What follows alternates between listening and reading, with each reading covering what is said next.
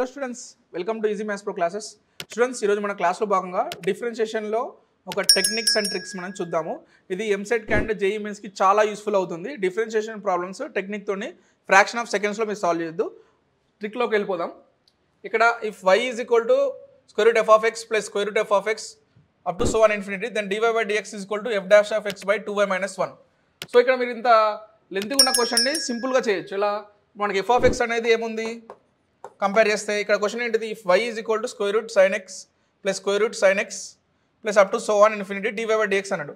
ఇలా infinity series ఉంటే చాలా కన్ఫ్యూజ్ అవుతుంది. అసలు ఏ మెథడ్ యూజ్ చేయాలి, squaring and both sides and infinity formula use చేయాలని చాలా మనం కన్ఫ్యూజన్లో ఉంటాము. అప్పుడు ఈ లాజిక్ అనేది మనకి యూజ్ అవుతుంది. కంపేర్ చేస్తే మన ఇక్కడ ఎఫ్ ఆఫ్ ఎక్స్ వచ్చేసరికి మనకి sign X and F dash of X ఏమవుతుంది కాస్ ఎక్స్.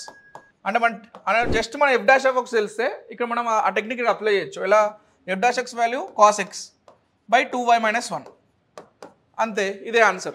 మీరు ఇక్కడ ఏం లాగరిథం తీసుకోవడం అవసరం లేదు అండ్ ఇన్ఫినిట్ సిరీస్ ఇవన్నీ మీరు ఆలోచించడం అవసరం లేదు. ఈ టెక్నిక్ తోటి మీకు ఒక ఫ్రాక్షన్ ఆఫ్ సెకండ్లో ఆన్సర్ వస్తుంది. ఓకేనా స్టూడెంట్, థ్యాంక్ యూ.